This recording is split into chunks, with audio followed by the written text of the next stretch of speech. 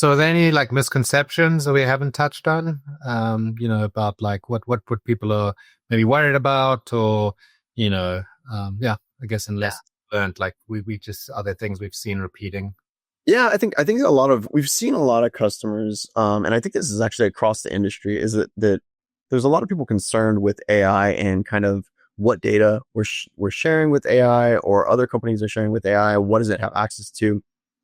And I think their concern is more of like, is the AI saving this information? Is it learning from it and kind of evolving from it?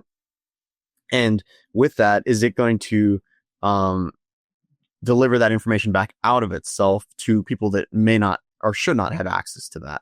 And that's something that we've kind of tried to address and kind of clarify that there is a really big difference between saving information in a model and leveraging that model to be able to give answers. And that's it's important to know because there are companies out there that are saving the information inside the model in order to improve it.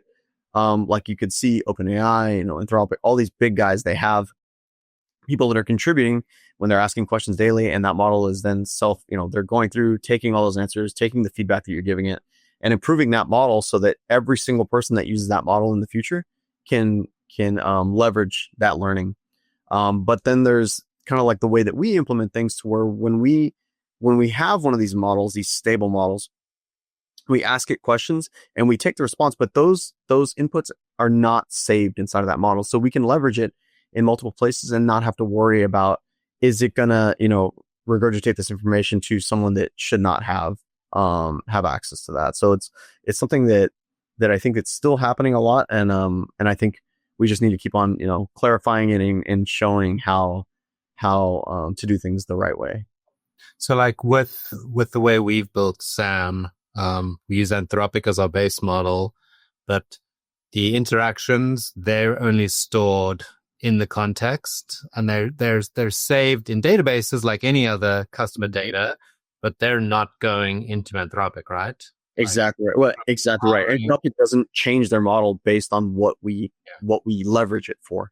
So that's the key differentiator. And yeah, they are, all that information is still saved in a database, but that kind of goes back to the normal security policies and making sure that it's encrypted, that there's, whenever you're in transit, that we're encrypting it there as well. Like it's the typical stuff that we've always done. Yeah.